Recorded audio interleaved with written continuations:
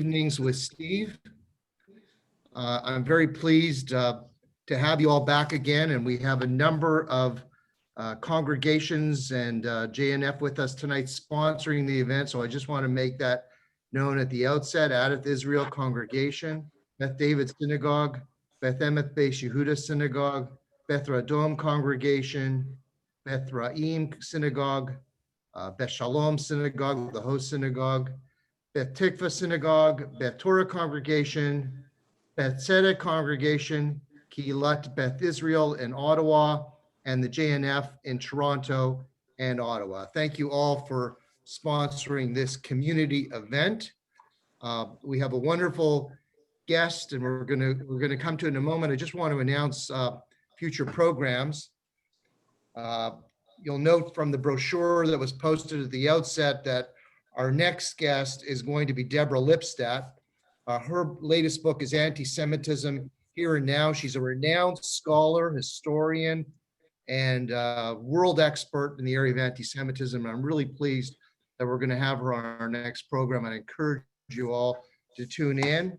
And then our second guest in March is someone I know very well, Marcy Ian. I was on television with her when I was a legal analyst for CTV. Marcy was one of the co-hosts of Canada AM and then was on a program called The Social and is currently a Liberal MP. And she has a new book called Off Script. And we're going to be talking to Marcy, and that'll be another fabulous program again in March. So stay tuned for those two shows. It's my pleasure and honor to introduce this evening's guest, the Honorable John Baird. Welcome to the program, John. Well, great to be with you. Yes, and I want to say at the outset, John, that I was remembering as we started to prepare for this program that the last time you and I spoke and we actually met was at the APAC conference early March of this year, and that was probably the last large assembly of people in the world. 18,000 people assembled for that conference, and we didn't realize at the time, John, how the world was going to transform a few days after we left Washington for that conference. It's changed a lot. But before we start, I got to say, firstly, thank you for hosting me, and thank Beth Shalom for initiating this. But I'm an Ottawa boy. I'm an Nepean boy. I see that Barbara Farber and Jackie Holzman are on from Ottawa, so I want to say a special hello to them. You can, and I have to fulfill an undertaking I made, John. I promised Conrad Black, the distinguished guest we had in the last program, that I would send his regards to you. So I've done that. A great Canadian. And I must say, John, that one of the things that was remarkable as I started to talk to people about having you as the guest is there was one question that was universally asked, which is John Baird going to return to federal politics, and are we ever going to see Prime Minister Baird? So let's just start with that, John, right at the outset. Let me tell you this. Is that a possibility? I think the Prime Minister is doing a great job, and I have no intention to try to unseat him. And I want to wish BB all the very best in the March elections. All right. So that's short. That's a flat no, in case there's any remnant of doubt. Thank you. And we wish you all the best in whatever careers you do choose, John. So we're really at this critical moment in history as we sit here this evening, because of course at 12 noon tomorrow we have the inauguration of President Joe Biden in Washington. And before I get to the inauguration in the future, I want to ask you about something that happened last week that was also of monumental importance, and it's been called the riot in Washington, the insurrection in Washington. We all got to watch it. It was horrible. People could easily have been killed. It could have been much worse. It was like watching a war in action. And I just wanted to ask you, in terms of your perspective in the area of foreign affairs, one of the things that event did was diminish America's stature in the world, because we know that world leaders in foreign countries were looking at that in alarm. And is it important to have America as a strong leader? Is that important for Canada? Is that important for democracies in the world? Steve, 5 were killed, and more could have been killed. I mean, the vice president and the speaker came dangerously close to a violent mob. we've got to speak out unreservedly about what took place. I thought one of the most emotional comments came from Speaker Nancy Pelosi, where she spoke of the fellow who had a Camp Auschwitz t-shirt on. And that's just probably single-handedly the most despicable type of apparel someone could wear. And we've got to speak out against this type of hatred, this type of mean-spirited nastiness, and try to have a more civil discourse. And thank goodness that the parliamentary system in Canada, even on our worst day, it's much better than that. But this can happen here. I mean, I was 50 meters away from where the radical Islamic terrorist who had just pledged allegiance to al-Baghdadi, where he was shot and killed by the Sergeant at Arms on Parliament Hill.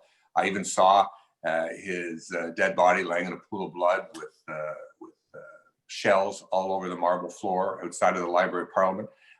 So when I heard the accounts of people hiding and taking cover, it brought back a lot of very bad memories. But this was one individual who was taken out in about 45 seconds, rather than a mob of thousands who were trying to intimidate lawmakers. All right. Just wanted to encourage people to send your questions into the chat room, and the shorter they are, the better your chance of having the questions asked of John Baird. So John, this past weekend, the Globe and Mail headline on the front page was, "Is America back? Is America back as a global leader?" And of course, that's looking forward to tomorrow when President Biden takes office. And I want to ask you specifically in the area of foreign policy, which is clearly one of your areas of expertise, about U.S. foreign policy in the future towards the state of Israel. And the journalist Bret Stephens just came out with a very interesting piece in the February issue of Commentary magazine. And this is what he said about U.S. foreign policy towards Israel. And he says at the outset that he has disdain for Donald Trump. That's the word that he used, that he supported his impeachment twice. But he also said that credit has to be given to Trump where credit is due, and specifically in relation to Israel. And this is a quote from Bret Stephens that I want to ask you to comment on. U.S. policy of being maximally pro-Israel did nothing to diminish Americans' standing with its Arab allies. If anything, it did the opposite. And then he goes on to say that he does have some concern about being optimistic about President Biden's approach to Israel, and he feels that his focus will be on reviving the nuclear agreement with Iran instead of the same policies that Trump adopted. So I just wanted your perspective on that Bret Stephens quote. I think the same thing, frankly, could be said of Canada. While I was unquestionably the most pro-Israel foreign minister in the world, our standing, Canada's standing when I was foreign minister, when Stephen Harper was prime minister, was very, very strong in the Sunni Arab world. In the Arab world, we had not good relations, but phenomenally good relations with the United Arab Emirates, with Bahrain, and how proud I was to see two former colleagues standing in front of the White House, signing a peace deal with Israel. It's a false equivalency to say you can't be a friend and supporter of Israel and not have warm ties with the Arab world. And I think the Prime Minister of Israel and the President of the United States have shown that that's the case. The Arabs, we always look at, I do, and I'm sure many in the Jewish and pro-Israel community in Canada always look at the threat of Iran through the lens of Israel. But if you're sitting in Abu Dhabi in the United Arab Emirates, they're right across the Gulf from you, and you fear them just as much as Israel and we do. And what I found so remarkable about the peace deal made between particularly the Emiratis is they really weren't out to get anything. They weren't like going to get the Sinai Peninsula back. They weren't going to get really consideration of much. They were doing it because they thought it was the right thing to do. And this is certainly these are the Emiratis and the Bahrainis that I saw up close when I was foreign minister. And we were told that if they moved the embassy to Jerusalem, that it would kill peace with the Arab world. Well, there will never be peace with the Arab world. There will never be peace with the Palestinians until people understand and appreciate the connection that's gone on for millennia of the Jewish people to Jerusalem. And you don't have to be anti-Arab to be pro-Israel, and you're pro-Israel, you can be pro-Arab as well. Yeah, and actually Stevens makes the point that all of these agreements with these various Arab countries with America was made without 1 inch of land being given it back to them. But let's turn to the other side of the coin, and that's the future. And looking ahead to President Joe Biden, Stevens' point that, look, Biden's not focused on the same, he doesn't have the same agenda that Trump does. He's focused on reviving this Iran nuclear agreement, which in exchange for Iran curbing its nuclear armament, America will move towards lifting international sanctions. So what's your view about that direction? I mean, John Kerry, who's a friend of mine, negotiated this deal. I thought it was wanting in many respects. Wendy Sherman, who was the chief negotiator, is now going to be the deputy secretary of state. So there's no doubt they're going to try to rejoin it. Let's hope that Israel and its Arab partners, I can say that now, can try to convince the new Biden administration to perhaps beef up their requirements. I mean, I'm in favor of getting rid of all the sanctions of Iran. All they have to do is get rid of their entire nuclear program and be transparent about it, and end their material support of terrorism and their human rights record. It's not very complicated. It's not very difficult. But let's hope that Israel, acting in conjunction with its Arab neighbors, can get a more effective deal. I think it was a mistake not to have Arab participation. There was the P5+1. There should have been an Arab voice at that table, and let's hope it goes. I mean, the Iran deal and the fact that this president won't be as supportive of Israel as the previous president, shouldn't not recognize. I mean, Joe Biden was in the Senate for many, many years, decades. He was the chairman of the Foreign Relations Committee. He was always known as a friend of Israel. And so, while it may not be as warm as the outgoing administration, it's Israel. I think we'll have a good friend. It's the Iran question that will be a separate issue, I suppose. John, is it your point? And I'm just trying to summarize this correctly. Is it your point that you don't like the Iran deal because you just don't trust Iran to do what it says it's going to do with nuclear disarmament? I thought the Iran deal gave too much to Iran up front, and not enough requirements, not enough transparency going forward. They've already got all the money, so we're probably better in the deal than out of the deal. But they've already got all the consideration, all the money that they can use to continue their nuclear program and even to export terrorism around the world. So let's see if we can get a better deal. That should be the focus of it. So John Kerry. I'm sure if you don't know Joe Biden directly, you certainly know the man who was president. Do you think that Canadian North American Jews need to be concerned about the American approach, the foreign policy approach towards the state of Israel under the Biden administration? I think there's no doubt it's not going to be as warm as it was under the previous administration. But let's hope, with the exception of the Iranian deal, that it can be an important relationship. I think that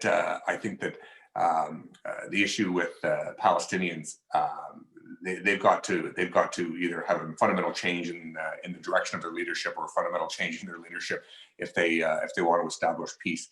I've seen Israeli leader after Israeli leader after Israeli leader make painful concessions and compromises to try and make peace with the Palestinians. We just haven't seen enough on the other side, and we've seen a lot of hatred and vitriol from the podium at the United Nations and in Ramallah, and that's not a way to establish peace. I mean, look, for example, when Bibi formed his coalition government, the first thing he did was appoint Zippy Livni as the chief negotiator. She's a dove. That was a real olive branch to the Palestinians. And what did President Abbas do? He appointed Saeb Erekat, someone who, to say he was a peace negotiator is almost ridiculous, because he never negotiated peace. He was never prepared to negotiate peace. All it was just one nasty vitriolic speech after another. You were part of the Harper government, which is generally regarded as being as supportive, or probably the most supportive government in Canadian history towards the state of Israel. And even in in situations where it may be argued that it was even counter to Canada's own interests or to its own foreign policy. Um, Canada, under your government, was steadfastly supportive of the state of Israel. Why was that, John? Why was it, I think so? for a number of reasons. I think a number of reasons. One is we came in at a very weak, with a very weak minority government. We had 125 of 300 odd seats in the House, and 20 or 22 seats, 25 seats in the Senate. So we had a very, very weak minority government. So for the first 5.5 years, one of the only things we could do without a vote in Parliament was foreign policy. And that's where we were able to live up to our values and not have to compromise. And we had strong leadership in Stephen Harper, and then we had a strong team, people like Jason Kenney, Stockwell Day, myself, Pierre Poilievre, who were strong supporters of Israel, who could advance the cause. And then, of course, when we got the majority, we were able to go even farther by changing all of our votes at the UN. And, I even was the only foreign minister in the world that showed up to speak on behalf of Israel, and the Palestinians tried non-member statehood.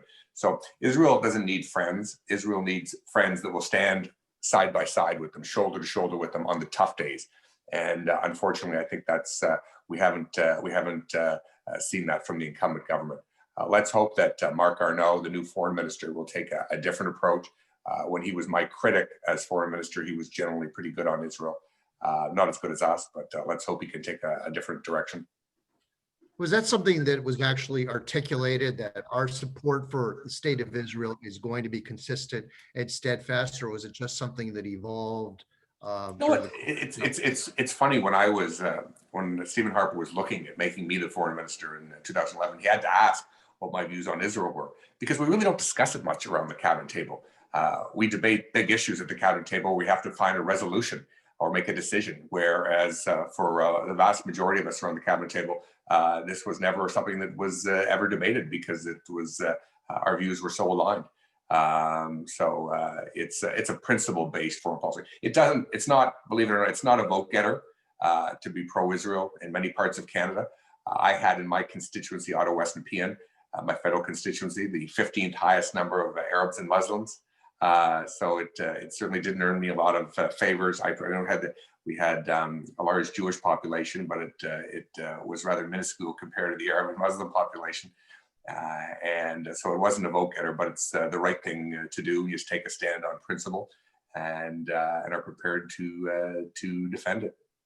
I don't. My purpose tonight isn't to get political, John, but I do want to ask you about the differences in the approach of the Liberal Party, the Democratic Party, towards the state of Israel. Is it reasonably similar to the conservative government, or are there sharp differences? Well, I guess I don't want to be partisan, because the government's not been terrible, but Justin Trudeau ran in 2015, said there was no daylight between him and Stephen Harper on Israel. I was very pleased after he was elected that he kept all the positions that I had adopted at the United Nations, supporting Israel and not jumping on the annual bandwagon attack on Israel. And then, of course, just 28 days after the last election, he changed course and joined in with the tackle and beat up Israel crowd. And it's not what he promised. It's not what he said he would do. It's not a dependable friend and an ally. And I'll just hold him accountable to his own words. And I don't think that's being overly partisan. I said nice things about Marc Garneau, and I think he's one that I encourage the Jewish and pro-Israel community to work with. I've spoken a number of times at community events in Montreal and in Ottawa, and have been impressed with his views on Israel. During the course of being foreign minister, how important is it for you to forge relationships with other foreign ministers, secretaries of state, and world leaders? Well, relationships are key. You have to have personal relationships in order to get things done. And so, the relationship I had with both Hillary Clinton and John Kerry was, I think, really important for Canada in advancing our values and advancing our interests. The relationships that I made in the Arab world were really fundamental to, whether it was tackling the challenges we saw in Libya, in Syria, and later with ISIS in Iraq. So those relationships are pretty important. I had great relationships, for example, with the Chinese foreign minister. You could bring up difficult and sensitive issues and resolve them and advance the agenda. But when you don't have good relationships, it's harmful. I think it's been a problematic under successive Liberal and Conservative governments. We shouldn't be moving the foreign minister around too much. I saw John Ibbotson wrote a great piece in the Globe and Mail talking about there being 14 foreign ministers in this century, and that's probably a few too many, because it takes you about a year to establish those relationships, and then obviously you want to advance those relationships for the benefit of Canada and Canadian interests and values. Sorry, John. What about Israel? Did you have a relationship with Bibi Netanyahu while you were foreign minister? Yeah, absolutely. I had great relationships with many leaders in Israel. Of course, Bibi was the foreign minister twice when I was foreign minister. He was the foreign minister himself, and I had a very close relationship with him. He was very generous with his time. We'd have a session with a larger group, and then often he'd call me into his office, and we'd have a one-on-one or a two-on-one with one of my staff over in Canada to talk about even more sensitive issues. He was always available on the phone. But I had great relationships with a good number of ministers from his party and other parties. That was very, very helpful. The relationship was just incredibly warm with our Israeli counterparts. I had great relationships with the successive Israeli ambassadors in Ottawa as well. So let's just take it to and we could have their backs too. Sorry, we could have their backs, whether it was at UNESCO, whether it was representing their interests in Venezuela when they had challenges. So it was good for Canada as well. So let's just take you to the day of the life of being a foreign minister. You have an issue of importance that concerns the state of Israel. Would you pick up the phone and phone your ambassador, Vivian Borkovici, who we're going to have as a guest on this future program? Or would you pick up the phone and just say, get me Bibi on the phone? I mean, how does it actually work in a day-to-day life?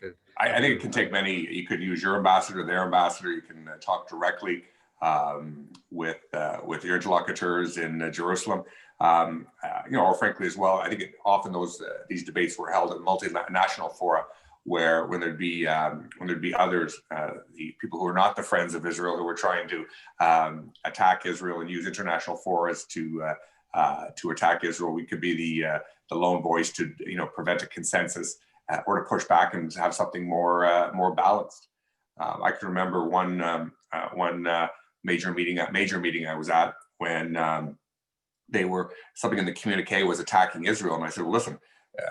This is maybe a fair criticism of Israel, but why aren't we being even-handed and being equally critical of the Palestinians? And the comeback was, well, we're criticizing Hezbollah, Hamas missiles going into southern Israel. And I said, listen, you're comparing the intensification of a housing development with international terrorists financed by Iran, indiscriminately bombing schools, homes, parks, workplaces. I mean, we can't have any moral equivalency to that. And frankly, I got good support from my American counterpart. And Harper did the same at a G8 event with President Obama. All right. Well, I actually was going to ask you next about Obama. Did you have dealings with? He was a president during part of your role when I was foreign minister. He was the president of the entire part. Right. Listen, I want to see a strong America leading. I'll just say that I had a better relationship with Hillary Clinton, John Kerry, and Joe Biden than I did with President Obama. All right, we'll leave it at that. I think that one of the most exciting things that's going to happen tomorrow, and you alluded to this earlier, I didn't catch up on it, is that Angela Merkel will be relinquishing the role of leader of the democratic world to Joe Biden. She's obviously stepping down as leader of her party and as chancellor in short order. And I think now we can have an opportunity for American leadership that we haven't seen in more than 10 years. So let's just pick up on that point, because why is that important? Why is it important? If we don't have American leadership, we don't have leadership. Whether it's on issues like the global pandemic, whether it was Ebola in Africa, whether it was on the synchronized global economic downturn, whether it's on confronting ISIS in the Middle East, you need American leadership, and it's tremendously important. Joe Biden is a globalist. Anthony Blinken, his Secretary of State nominee, will be a steady hand. on the wheel, and I think he and the Trudeau government should get along quite well. All right. So John, here's a question from Myrna. And Myrna asks, given that things have changed, do you believe that any new Iran deal will differ greatly and be more nuanced than the original? Perhaps BB will approach it differently. No. Okay.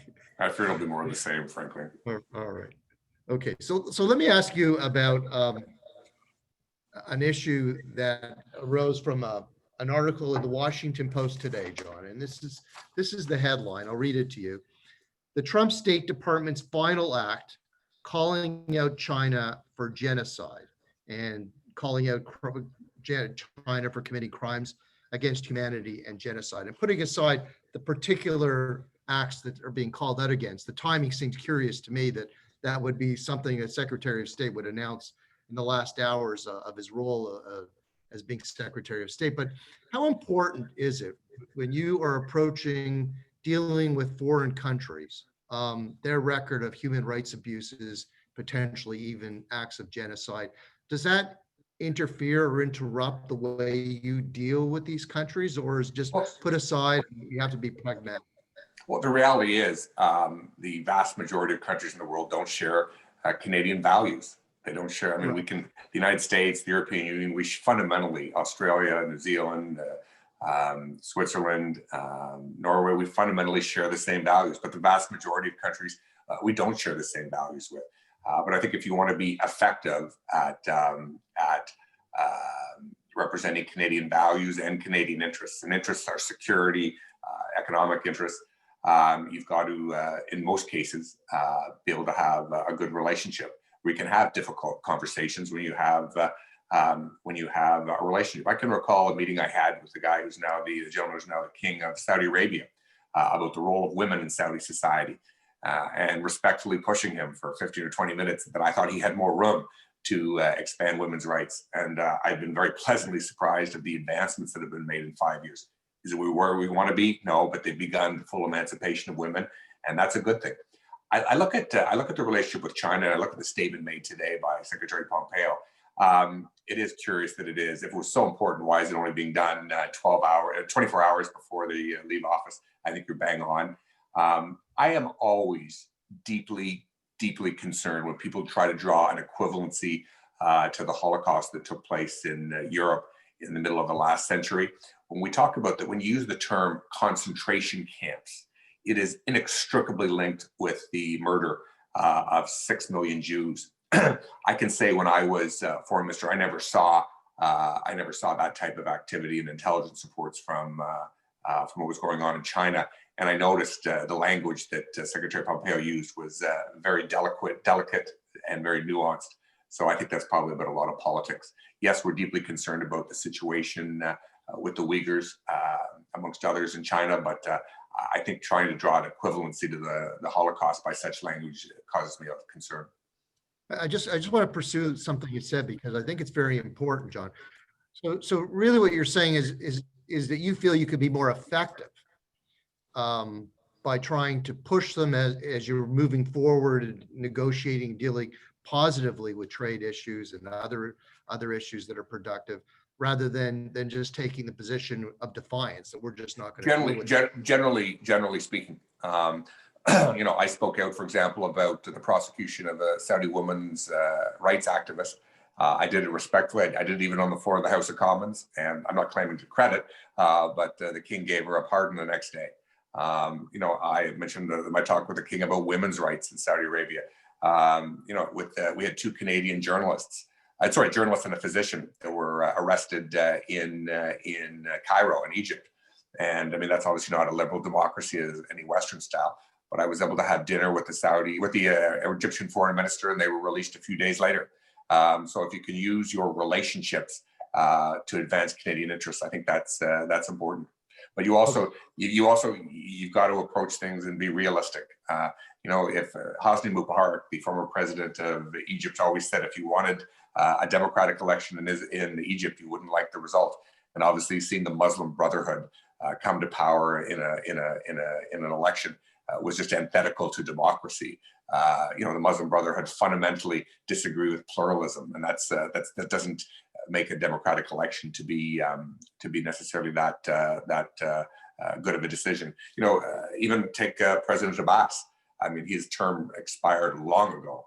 I'm not sure I'd want an election to take place in the West Bank because we might not like the outcome. So I never sort of pushed him on calling an early election or even a late election. How do you deal with a foreign leader? And I won't ask you to name anyone if you choose not to, but there certainly have to be foreign leaders who are acerbic and difficult and really challenging to deal with. And I'll name two. Okay, go ahead. Christina Kirchner, the president of Argentina. Putin, same in Russia, the same thing. I mean, there's some that are just incredibly hard to deal with. I can recall President Kirchner we were at the UN Security Council where Canada, Stephen Harper and I were speaking, and President Obama had to stop her 10 times to get her to sum up. She was given 3 minutes to speak and spoke for 45 minutes so that a bunch of leaders couldn't speak anymore. And you just, the way some people conduct themselves is in some parts of the world are quite alarming. Yeah. All right. So Lillian has a question that I was going to ask you, John. And the question is, how should Canada deal with China to get the two Michaels back? And of course, they're being held captive, and there are allegations that they're actually being detained and tortured there. And of course, that's in the context of this potential extradition of a Chinese citizen, and so it's much more complicated than just getting them back. What's your approach to that situation? I'm not aware of any allegations of torture. I'll say certainly inhumanely treated, and their arbitrary detention obviously causes. I've read that, John. I wouldn't have said it. I've spoken to our ambassador. I've spoken to a close family member of one of them, but I haven't heard those stories. I'll say this: is I think we mismanaged our relationship with China. Justin Trudeau at the last moment asked for a progressive trade deal with China at the last minute. When they were going to launch free trade talks in December 17, the Chinese were furious because you don't surprise people like that. We said no to the takeover of a major construction company in Canada on national security grounds, which embarrassed the Chinese. I scratched my head. It was Aecon. And then finally, we signed the free trade deal with Donald Trump, allowing Donald Trump to have a veto on whether we even launch free trade talks. This angered China. So we were 3 strikes you're out before Madame Meng was arrested. Obviously, I support a strong security collaboration with the United States, but the rest of Madame Meng in Canada was just strange to me. One is she was just transiting through the Vancouver airport. She was going to fly from Vancouver to Mexico.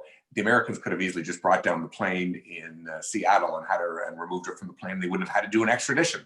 They could have arrested her in Mexico, which doesn't have a charter of rights and freedoms like Canada. So why they would choose to do this in Canada always perplexed me.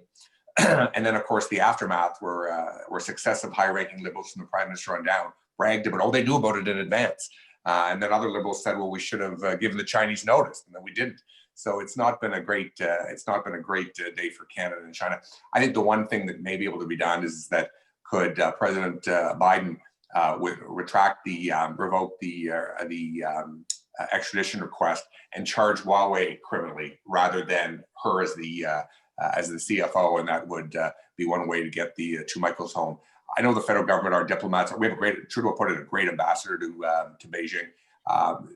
It weighs heavily on you when you're a senior person in government, the fate of Canadians who are being arbitrarily detained. But there's one idea which could help reset our relationship with China. I do worry. Obviously I'm concerned about the Uyghurs, what's going on in Hong Kong, et cetera. But I do worry we're just blindly going down a road to a new Cold War with China, and that would lead to an arms race. That would lead to a new nuclear arms race. Cold Wars inevitably turn hot, and that's the last thing the world needs. So hopefully we can try to repair the relationship with China. Were you involved as foreign minister in other situations where you were trying to get back Canadians who are arrested and detained in other countries, and what kinds of efforts would you? I always thought there's never too. And I know I want to go to my way. I know the federal government, I know the Trudeau government, they've certainly done everything they can with the two Michaels and are working hard on it. It's right at the top of their radar screen. I think the personal relationships are the best way. We had two CBC journalists who were arrested in Turkey, and I was able to leverage my relationship with the Turkish foreign minister to quickly get them out. And then in a Canadian, they were both from the CBC, Canadian way, they were able to beat the snot out of me 2 months later when I visited Israel, because they were both reporters in Israel. But I think you use the personal relationships, which are your best tool. All right. So here's a question from Marilyn. And again, this is a question that I was going to pose to you. And it's about Canada's role as a world leader. How much does Canada matter? And here's the question, John, how much influence do you feel that Canada really has in the world? Are we, quote, legends in our own minds, end of quote? I think Canadians have an exaggerated sense of their self-importance around the world. We got to remember, we're a country of 35, 37 million people in a world of 6 or 7 billion people. We're, I think now the world's 11th or 12th biggest economy. But the big thing that's different than maybe 40 or 50 years ago is the United States doesn't have the power that it once had. We've seen the rise of China, the rise of India, the rise of Brazil. You have much more Turkey, the much more diffuse power. It's not as easy. It's not as black and white. It's not as easy for anyone to non-state actors. It's not as easy for any party to dictate the conduct of global affairs. So we're not. We've got also blocks like the EU, the BRIC countries, the ASEAN countries. So it's much more competitive landscape for influence around the world. I think we're best when we work with our allies, particularly the United States and the United Kingdom. But we're not as quite as everyone think. Too many people, I think that we are global leaders in the world. We're never going to be a superpower. We should be a smart power. But does Canada's voice matter on issues of human rights and social justice, standing up against the record of countries that can perpetrate acts of genocide? Does that matter, or is that just a whisper that's not heard? I think it depends on the occasion. I think we're best when we work with others. For example, the Harper government and the Trudeau government lead an annual resolution at the United Nations General Assembly against the human rights atrocities in Iran. And I think our leadership matters because we work with others, and good on us when we were in government, good on the current government for doing that. We also do a lot on women's rights. When I was minister, we did a lot on early and forced marriage. We support the UK and their efforts against sexual violence and conflict. So the key thing is to work with our closest friends and allies on advancing those issues. John, as you watch the pandemic raging around the world, leading to, as the latest statistics are, 1 million people dying from this horrible COVID pandemic. 2 million. All right. So I apologize. My question is, do you sit back and say, if you were foreign minister during these times, how this would make your life as a minister more difficult? Would it be more challenging to work in that environment? It's funny. I was looking at Minister Champagne, who was just shuffled from foreign affairs to industry last week. He was foreign minister for about a year. And I thought, what a terrible time to be a foreign minister for him. I think he's a smart, capable guy. I had good expectations for him, but when you're grounded, it's awfully hard to make those relationships. You just don't have the opportunity to make bilateral visits, to get to know people socially after hours at these international forums and meetings. So I think it's really tough. I've talked to a few ambassadors in Ottawa, and awfully tough for them to make relationships during the pandemic. You can talk on the phone, you can do video calls, but it's not the same. So Zoom doesn't create the intimacy, that kind of relationship. It's funny. We didn't, believe it or not, it's advanced. We didn't have Zoom when I was foreign minister. Okay. So when I would watch Madam Secretary on TV in the United States, I used to roll my eyes. We never had this, but so I mean, it's better than it's better than a call, but it's not a substitute. And I feel badly for Justin Trudeau, because I'd like to see him meet with Joe Biden immediately and build some, they know each other already, but to build some personal connection so he could advance Canadian interests. I think it's awfully hard. Like, I don't think Joe Biden will be our first visitor to Canada, because he's not going to be doing a lot of foreign travel during the early stages of his administration because of the pandemic. Would America share its intelligence information with Canada? Do we have that kind of relationship with our American allies? Yes.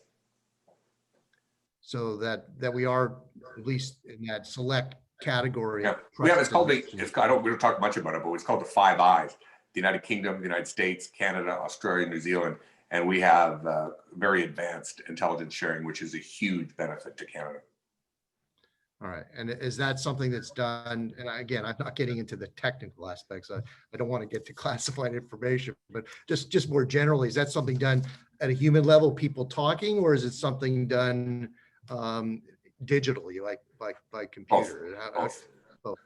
Both. Yeah. There's a advanced sharing, and it's one of the key assets to Canadian foreign policy that fresh people. If you Google Five Eyes, you'll see it's basically the five English-speaking former British colonies.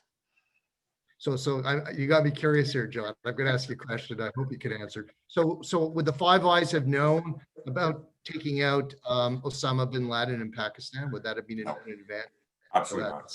You could, in fairness, President Obama, I mean, did a phenomenal job at that. You couldn't possibly have shared that with anyone just for fear that it would leak. All right. Let me ask neither frankly with the takedown of Baghdadi or Soleimani.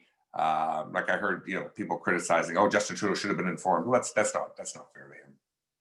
Yeah, I do want to ask you about one foreign policy position of former President Obama. That was in relation to Syria, that, the red line that he drew with chemical weapons. And then, of course, there was evidence that chemical weapons were used, and he didn't act in accordance with the position he'd taken earlier. What was your position? What was your position? Terrible mistake. When you draw a red line in the sand, when you're the most powerful man in the world, you've got to mean it. And I was particularly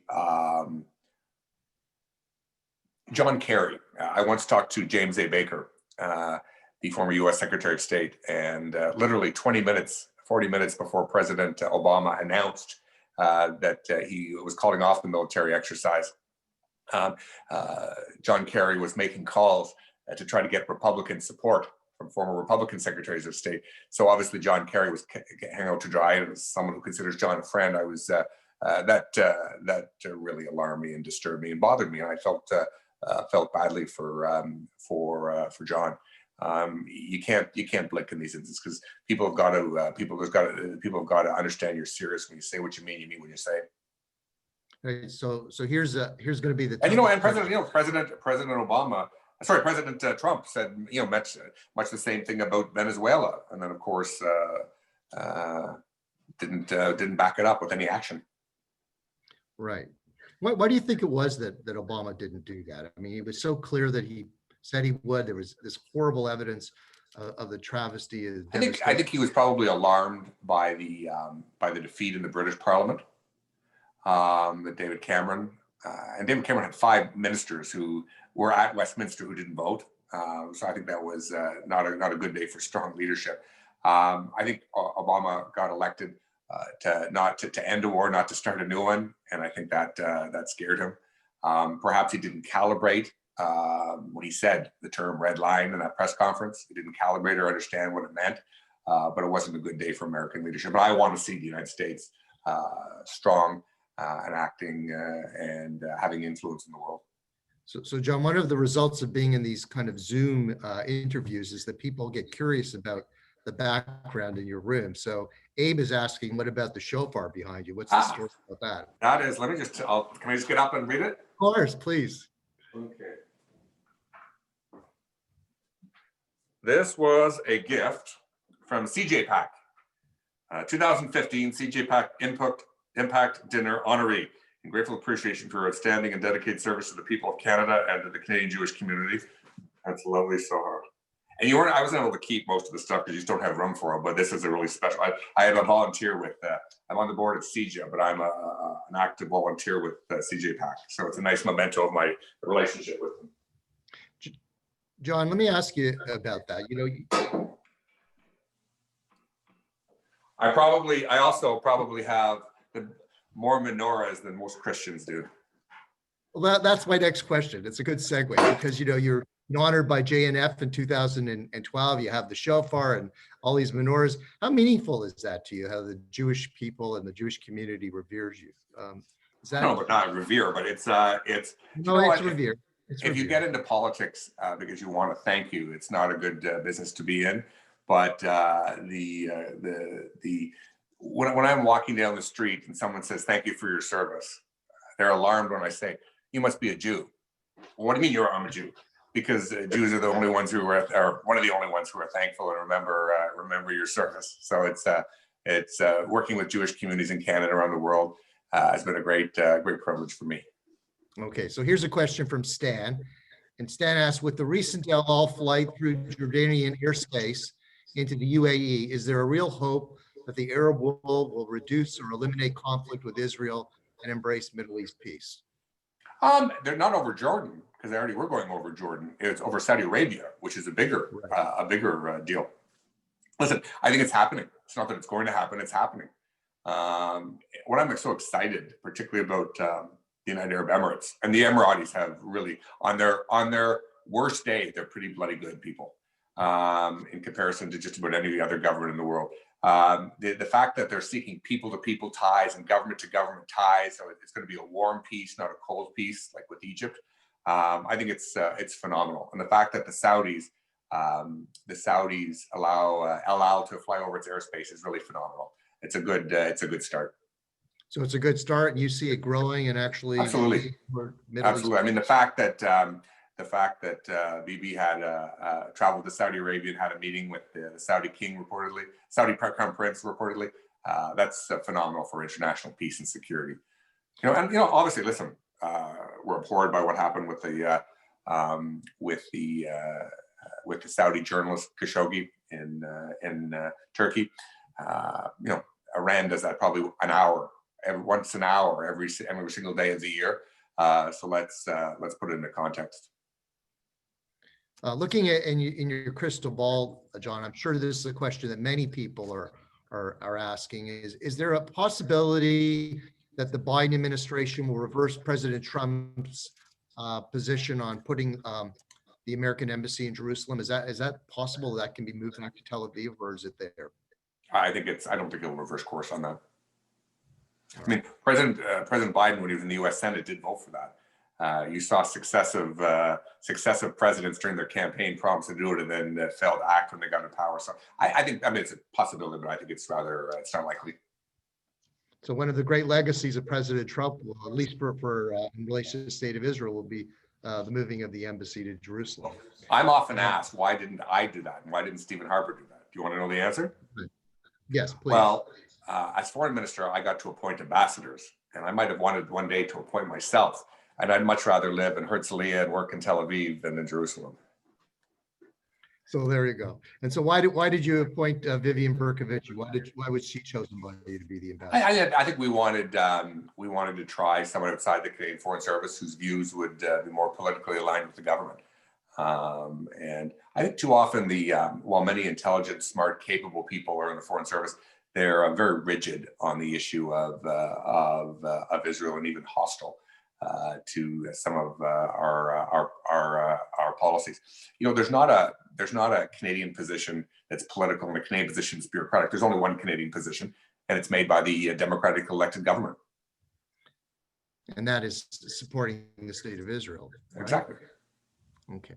So Nathan asked. I believe Israel is the canary in the coal mine when it comes to international terrorism, and it's the great struggle of our generation, and we've got to stand with it.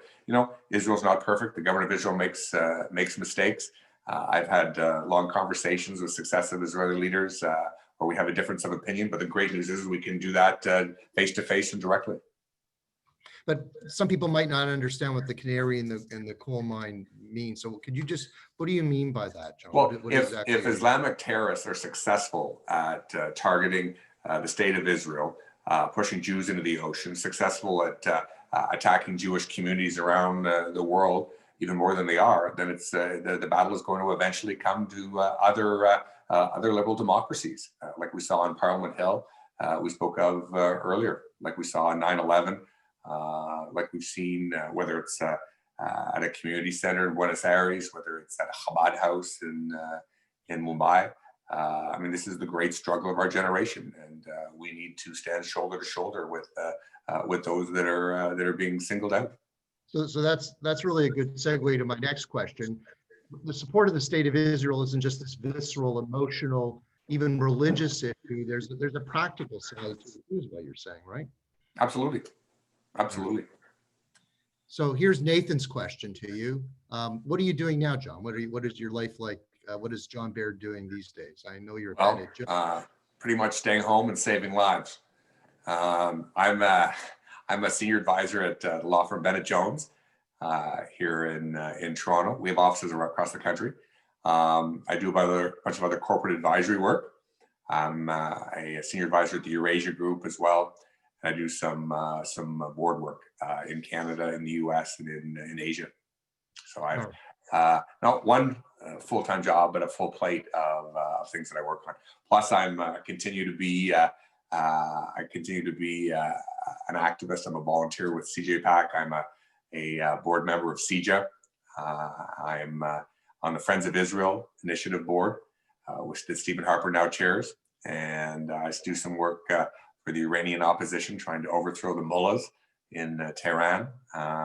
I'm still a Conservative Party activist as well. Are you still being consulted by the present Conservative Party, Conservative government? Yeah, absolutely. Before the lockdown, I had lunch with Aaron here at my home. I spoke with him yesterday, doing all I can to help him. Were you pleased with his position on the member who received a donation from the white supremacist who was removed from caucus? Is that just before we went on at 7 p.m. I tweeted my support for him. The Liberals and the political elites in Canada are trying to plant the seeds that somehow Conservatives are sympathetic to this. It is absolutely ludicrous. It's abhorrent to everything we believe in. We've got to have zero tolerance for it. And I think Aaron took a difficult position, a very principled position, and I'm pretty proud of him. All right.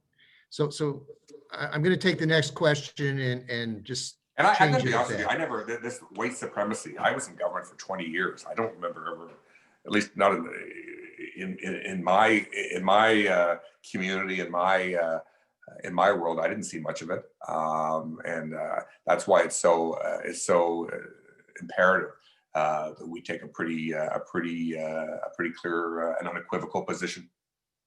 All right.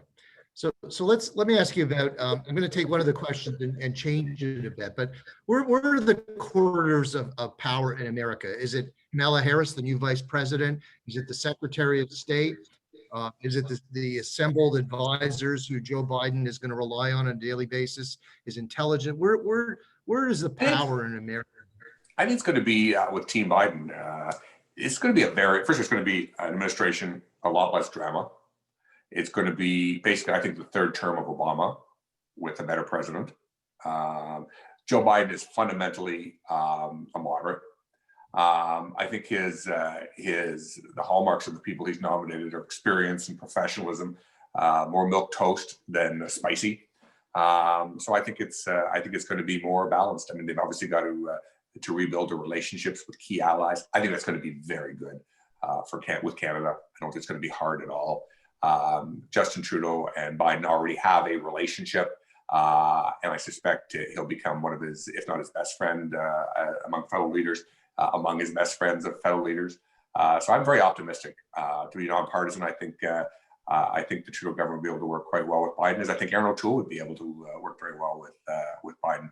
Just a lot of less drama, less fireworks. We're not going to agree on everything.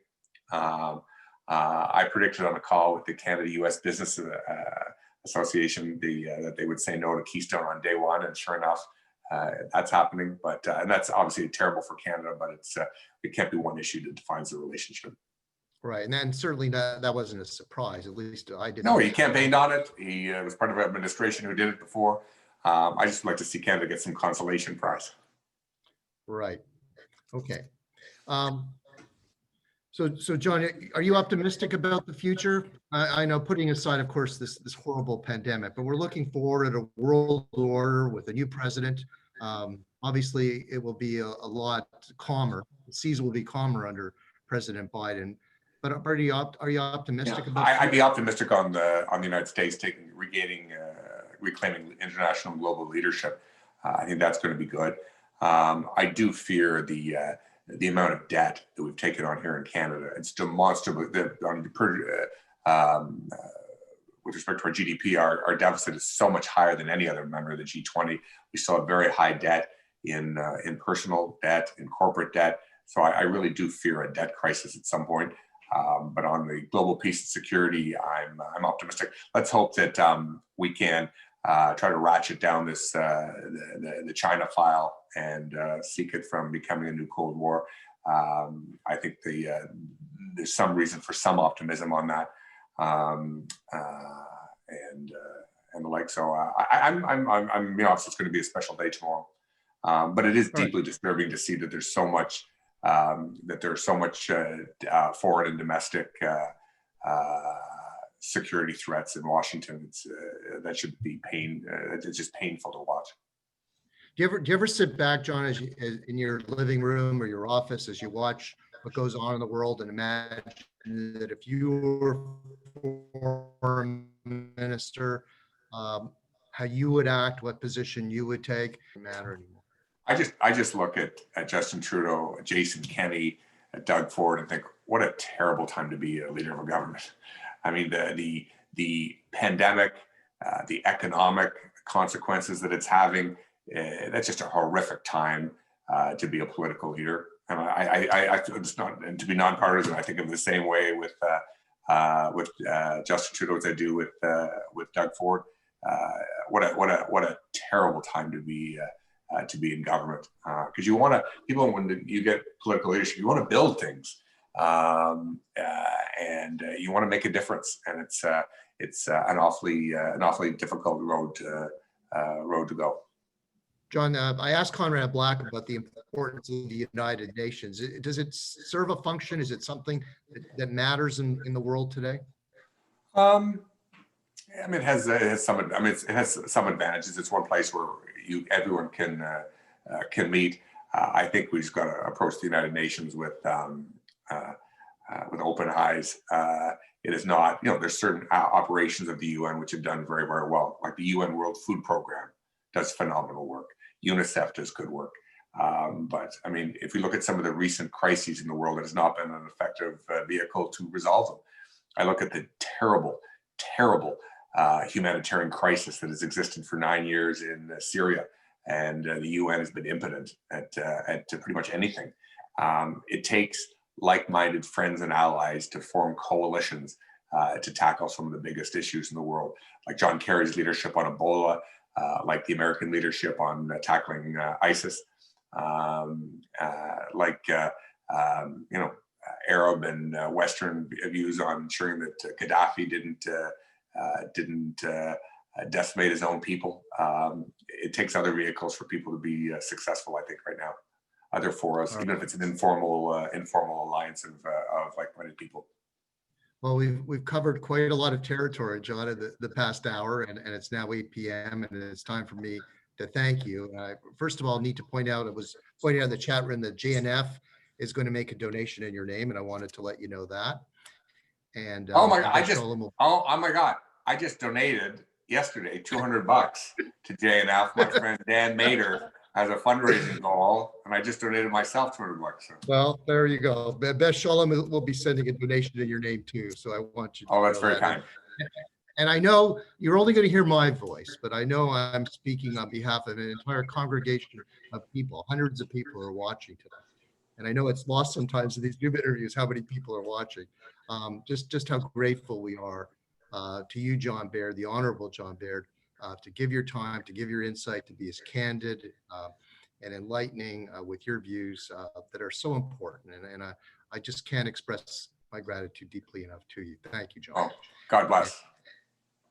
And thank you to all our viewers. And I want to remind everyone, Deborah Lipstadt, Professor Deborah Lipstadt, movie Denial, played by Rachel Weisz. She is a force to be reckoned with. I know her personally. It is going to be a program on par with John Baird and Conrad Black. I hope you'll tune in 2 weeks. Good night, everyone. Good night, John. Thank you all for being with us. Good. Bravo. Take care.